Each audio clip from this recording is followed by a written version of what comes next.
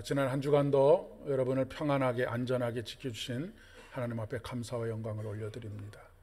이번 한 주간도 하나님께서 매 순간마다 동행하시는 귀한 발걸음, 그 동행의 기쁨으로 충만한 발걸음 되실 수 있기를 진심으로 축복합니다. 오늘은 성령 강림절 후 6번째 주일이자 맥주 감사 주일입니다. 맥주 감사 주일은 보통 우리가 보리 농사를 지었을 때 6월 중순에서 6월 말 정도에 보리를 거두게 되면 7월 첫째 주에 그 거두어 드렸던 보리로 말미암아서 지난 반년 동안 우리에게 씨 뿌리게 하시고 열매 맺게 하신 하나님의 은혜를 감사하는 그런 절기였었습니다.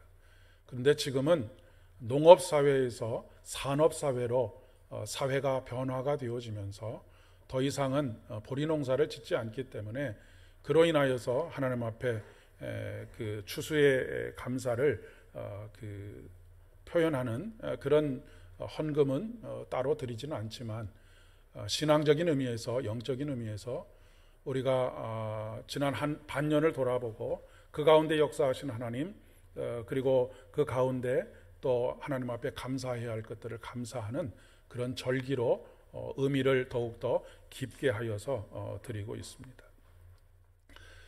지난주에도 말씀드렸지만 지난 반년 동안 저와 여러분을 지켜주시고 저와 여러분에게 은혜를 베풀어 주셨던 하나님의 은혜를 더욱더 우리 마음속에 깊이 새기는 그런 시간이 되실 수 있기를 바랍니다. 우리가 보통 한 해를 지나고 나면 다사다난했다라고 하는 표현을 자주 사용하곤 합니다. 꼭 한 해를 돌아보지 않아도 지난 반년을 돌아봐도 여러 가지 일들이 많이 있었습니다. 다사다난했다라고 표현할 수밖에 없는 그런 일들이 있었죠. 여전히 코로나19의 영향 속에서 우리가 벗어나지 못하고 있고 그 코로나로 인한 고통이 직간접적으로 우리가 겪고 있습니다. 아주 작은 불편에서부터 굉장히 삶의 고통으로까지 다가오는 여러 가지 일들이 우리 주변에서 계속 일어나고 있습니다. 어찌 보면 이것을 가장 온몸으로 경험하고 있는 세대가 2030 세대가 아닐까 싶습니다. 요즘 사회적으로 가장 많은 이슈가 되고 있는 것이 2030 세대들의 분노에 대한 사회적인 관심들을 많이 이야기하고 있는 것을 볼 수 있기 때문에 그렇습니다.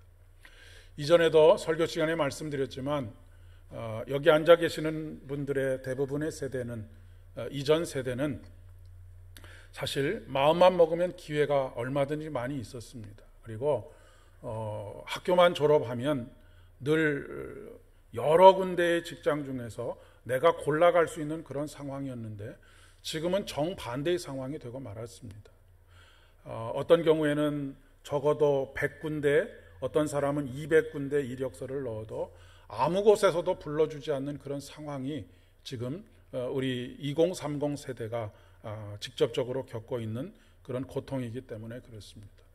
특별히 코로나19로 인해서 직장이 더 많이 사라지고 직업도 사라지고 있는 그런 상황 속에 있지요. 그래서 나타나는 사회 현상 중에 하나가 비트코인과 같은 아주 투기적인 그런 모습의 것들에 모든 것을 몰빵을 한다고 그러죠.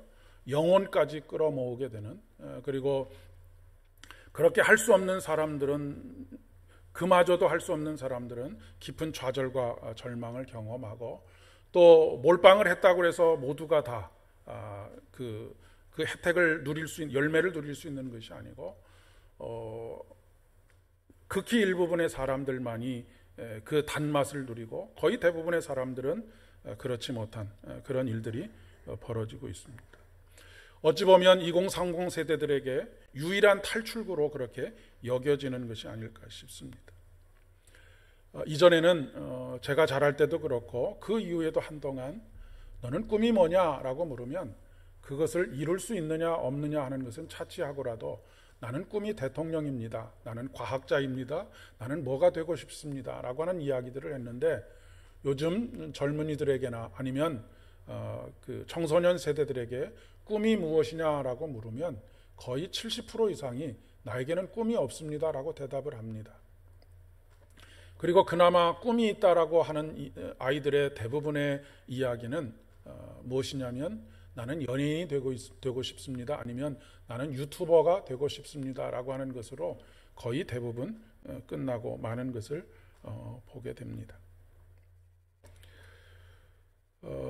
이런 현상들 그리고 이런 생각들에 사로잡혀서 살아가고 있는 2030 미래 세대들과 또 청소년 세대들을 우리가 우리의 시각으로가 아니라 있는 모습 그대로 받아들이는 그런 자세가 필요합니다.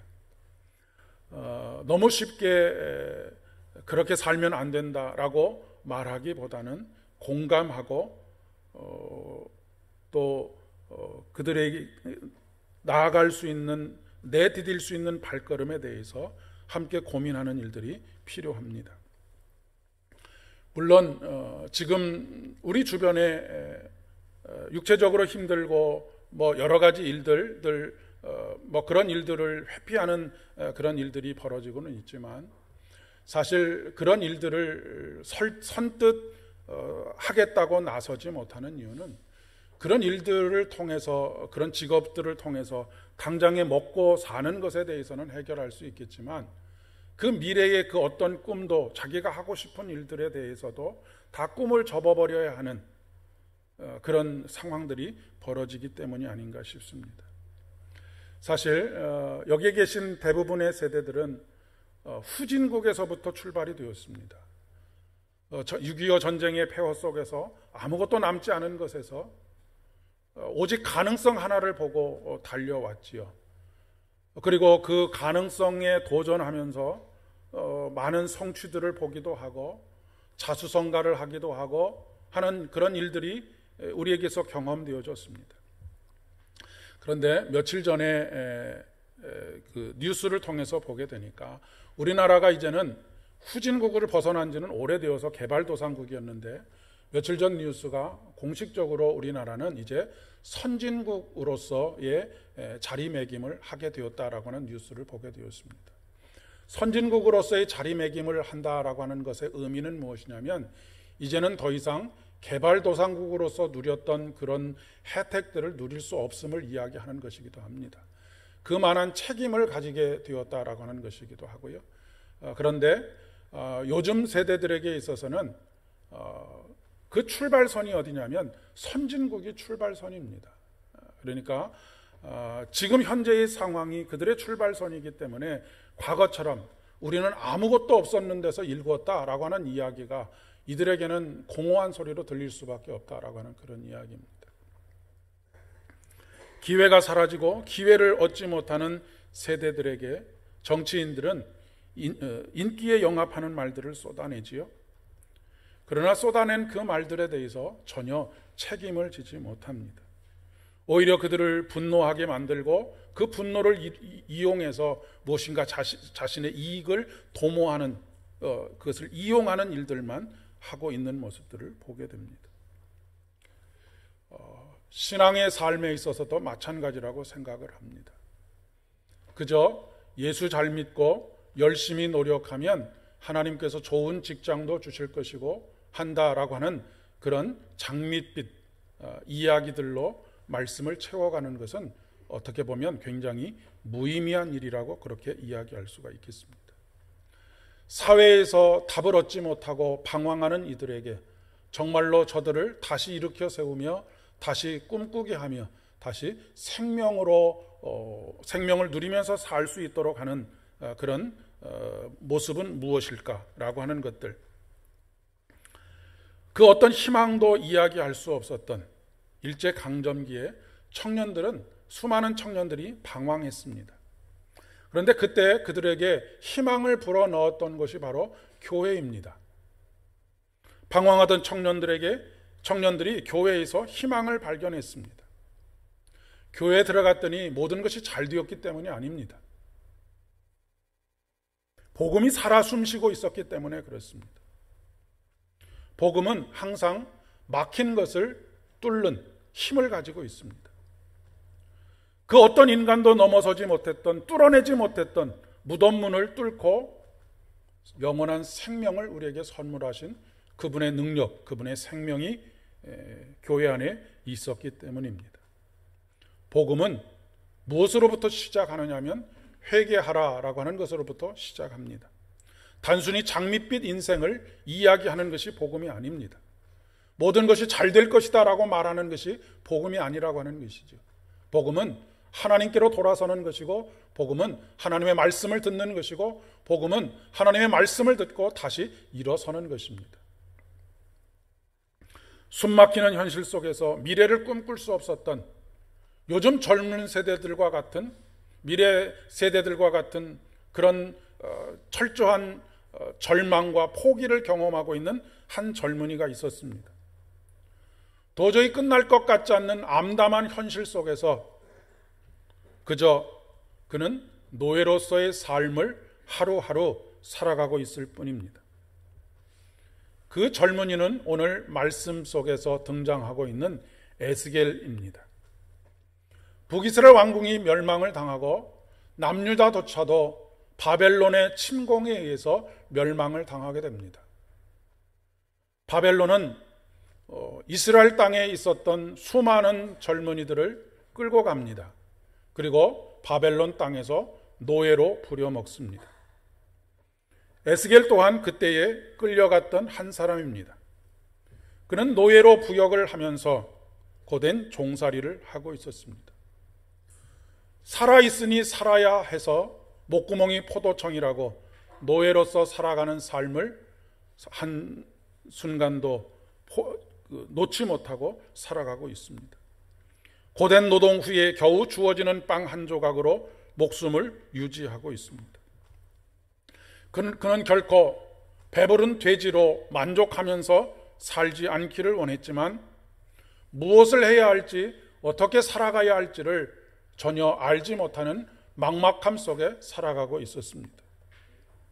그런 그에게 하나님께서 찾아오셔서 인자야 내가 내 발로 서라 라고 말씀하고 계십니다. 그가 어디로부터 일어나라고 하는 말씀이냐면 절망의 현실에서 일어나라고 하는 것이고, 한숨 쉬고 있는 현실에서 일어나라고 하는 것입니다. 고통의 자리에서 일어나라고 하는 것이죠. 내 발로 일어서라 라고 하는 말은 영어로는 on your feet 라고 하는 단어를 구절을 사용합니다. 이것은 군대에서 주로 사용하는 용어입니다. 하나님께서 명령하십니다. 에스겔서에서 에스골 골짜기에 뼈들이 하나님의 명령에 의해서 일어나고 있는 것과 마찬가지입니다. 오늘 절망 속에서 한숨을 쉬고 있는 에스겔에게 너의 발로 일어서라 라고 명령하고 계십니다. 물론 일으켜 세워주시는 분은 하나님이십니다. 하지만 아무리 일으켜 세워주시려고 해도 우리가 우리의 발로 서 있으려고 하지 않으면 아무 소용이 없습니다. 우리가 아이들에게 밥을 먹여주는 일도 마찬가지죠. 아무리 아이들에게 좋은 영양을 가지고 있는 밥을 먹여주려고 해도 입을 벌리지 않으면 아무 소용이 없는 것과 마찬가지입니다. 하나님께서는 그래서 우리에게 그렇게 말씀하셨던 것이죠. 내 입을 크게 열어라, 그러면 내가 채워주리라 라고 말씀하고 계시는 것입니다. 오늘 에스겔에게 네가 내 발로, 인자야 내 발로 일어나라 라고 명령하시는 이유 동안 하나님께서 세우시고 하나님께서 채워주시기 위하여서 말씀하시는 것입니다.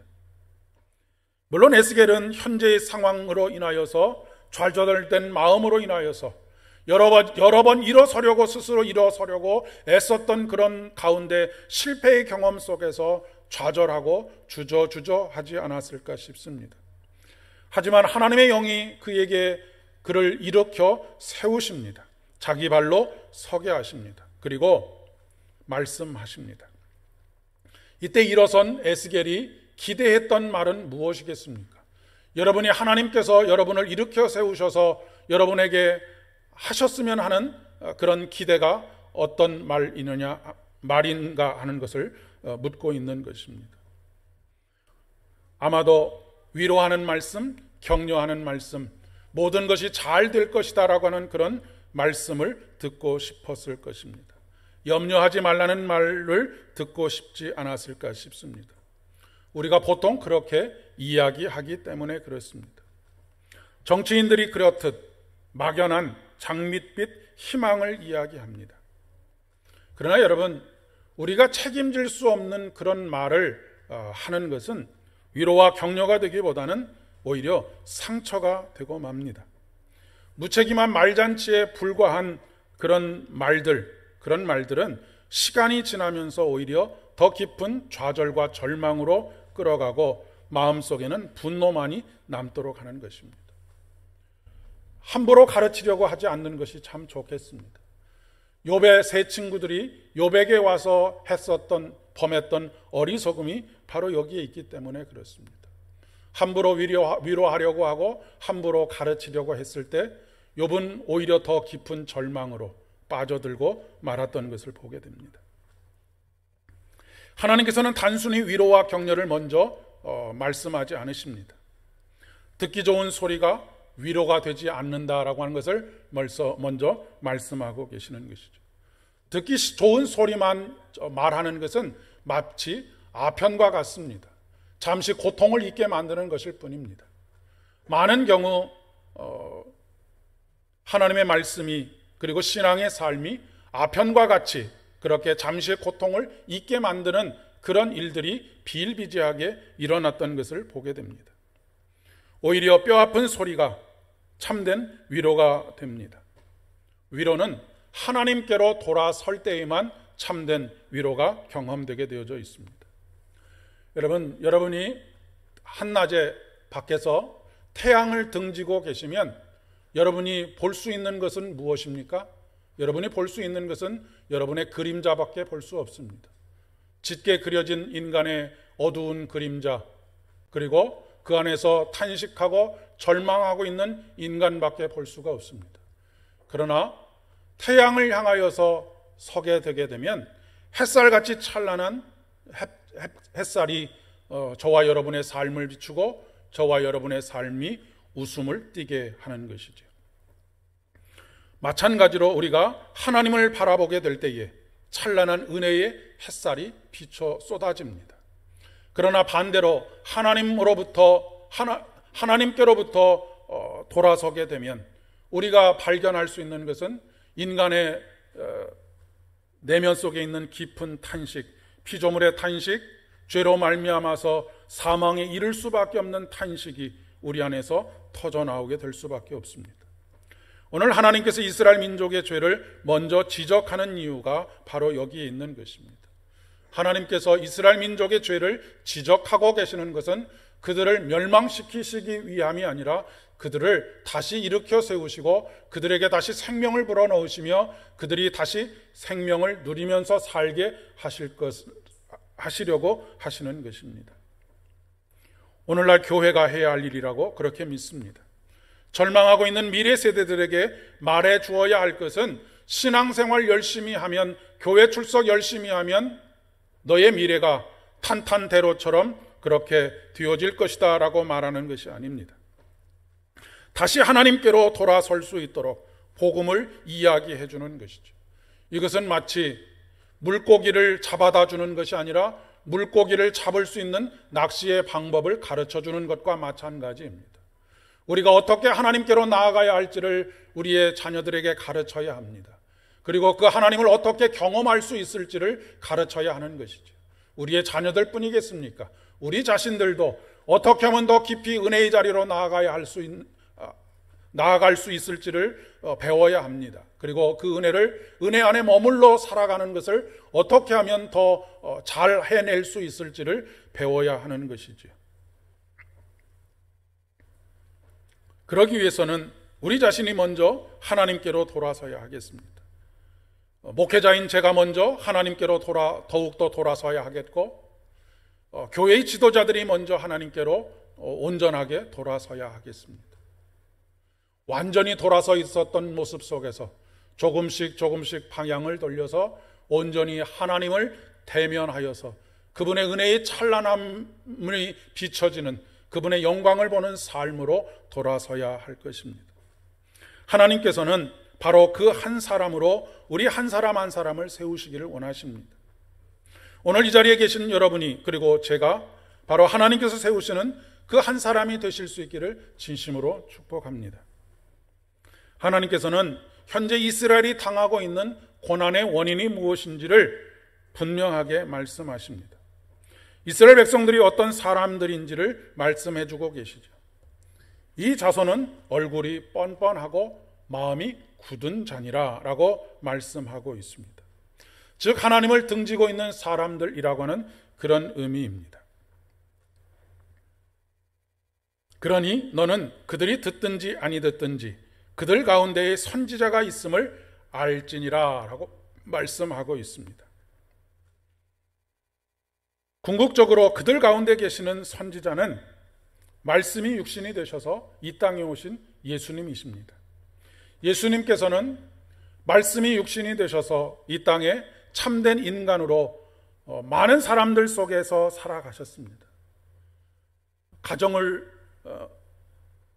가정 속에서 한 사람으로 살아가셨고 마을 속에서 한 사람으로 살아가셨습니다. 그리고 바벨론의 포로의 현실 속에서 현실 속에서는 선지자 에스겔입니다. 이 말씀을 공동 번역에서 보면 내 말을 전하는 자가 저희 가운데 있다는 것만은 알게 해주어야 하지 않겠느냐라고 말씀하고 계십니다. 내 말을 전하는 자가 저희들 가운데 있다라고 하는 것을 알게 해주어야 되지 않겠느냐라고 하나님께서 지금 에스겔에게 말씀하고 계시는 것입니다. 바벨론 그 어느 곳에서도 하나님께서 말씀하신 그 말씀대로 살려고 하는 사람, 그 말씀을 전하는 사람이 있다는 것을 아무도 알지 못하는데 너만이라도 일어서서 그들 가운데에서 하나님께서 말씀하신 대로 살려고 하는 사람들이 이 안에도 있구나라고 하는 것을 알게 해주어야 하지 않겠느냐라고 하는 부탁의 말씀을 하고 계시는 것입니다. 부담이 되십니까? 아니면 나 같은 사람이 어떻게 라고 하는 생각이 드십니까? 하나님께서 세우시는 한 사람은 대단한 능력을 소유해야 할 필요는 없는 것입니다. 학식이 많은 사람도 경험이 풍부한 사람도 아니라고 하는 것이죠. 집안이 좋거나 권력을 가진 사람도 아닙니다. 제가 늘 말씀드리는 것처럼 하나님 앞에서 전적인 무능을 고백하는 사람입니다. 전적인 무능을 고백하는 사람이라고 하는 것은 하나님을 전적으로 의지하는 사람이라고 하는 그런 말씀입니다. 오늘날 한국 교회가 이렇게 이곳저곳이 무너지는 그런 상황에 빠진 이유가 무엇일까를 곰곰이 생각해 보면 힘이 없어서 그런 것이 아닙니다. 재정이 부족해서 그런 것도 결코 아닙니다. 오히려 힘을 가졌기 때문이고 재정이 풍부해졌기 때문입니다. 저는 이것을 내려놓지 않는 한 우리 한국 교회가, 그리고 우리들이 하나님께서 우리에게 주시는 소망을 이야기하는 것은 아무런 의미가 없다라고 그렇게 생각합니다. 하나님께서 이스라엘 백성들에게 가나안 땅을 그들에게 주시면서 그 땅에 들어가기 전에 하지 말아야 할 몇 가지들을 말씀하셨는데 그 중에 한두 가지가 이것입니다. 무엇이냐면 인구를 세지 말라라고 하는 것이고 마병의 숫자를 세지 말라라고 하는 것이었습니다.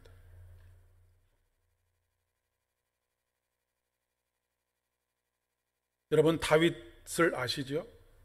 어떻게 보면 이스라엘의 가장 위대한 왕입니다. 그가 전쟁을 통해서 확보한 땅은 어쩌면 이스라엘 전체 역사 속에서 가장 넓은 영토를 차지했던 왕입니다. 그러나 그가 말년에 하나님의 큰 재앙을 경험하게 되는데 그 이유가 무엇이냐면 인구를 세웠던 것입니다. 하나님께서 하지 말라고 하셨던 것을 한 것이죠. 왜 하나님께서 인구를 세지 말고 마병을 세지 말라라고 말씀하셨을까요? 그것은 바로 하나님을 의지하지 않고 그것을 의지하는 마음을 애초에 차단하려고 하셨던 것입니다. 다윗은 이 일로 인하여서 하나님께서 세 가지 재앙 중에 한 가지 재앙을 선택하라라고 하는 요구 앞에 직면하게 됩니다. 그리고 그가 선택했던 재앙이 이스라엘 민족에게 임한 전염병이었습니다. 그것으로 인해서 수만 명의 사람들이 죽었다라고 성경은 사무엘 하의 말씀에서 우리에게 이야기하고 있는 것을 보게 됩니다. 여러분, 우리가 자랑하는 것이 무엇입니까? 오늘 한국 교회가 자랑하고 묻는 것이 무엇입니까? 우리는 우리의 성공을 이야기하고 싶어 합니다. 우리의 특별한 경험들을 이야기하고 싶어 합니다. 교회는 교인의 숫자가 몇 명인지를 이야기하고 싶어 하고 재정이 얼마나 많은지를 이야기하고 싶어 합니다. 그와 마찬가지로 사도 바울은 3층천을 경험한 사람입니다. 자랑할 만한 것들이 한두 가지가 아닌 사람입니다. 그는 그런데 그에게 육체적인 연약함이 있었습니다. 사도 바울은 죽은 자를 살려내는 능력을 가진 사람이었지만 정작 자신의 질병은 고치지 못하였습니다. 이 질병을 치료해 주시기를 위해서 하나님 앞에 3번이나 간구했지만 하나님께서 오히려 내 은혜가 내게 족하다라고 말씀하십니다. 그리고 비로소 사도 바울은 깨닫게 됩니다. 여러 계시를 받은 것이 지극히 크므로 너무 자만하게 하지 않게 하시기 위해서 라고 하는 것을 깨닫게 됩니다. 너무 자만하지 않게 하려 하신다라고 하는 것은 무엇입니까? 하나님을 의지하지 않고서는 살아갈 수 없는 인생이라고 하는 것을 깨닫게 하시려고 라고 하는 말씀입니다.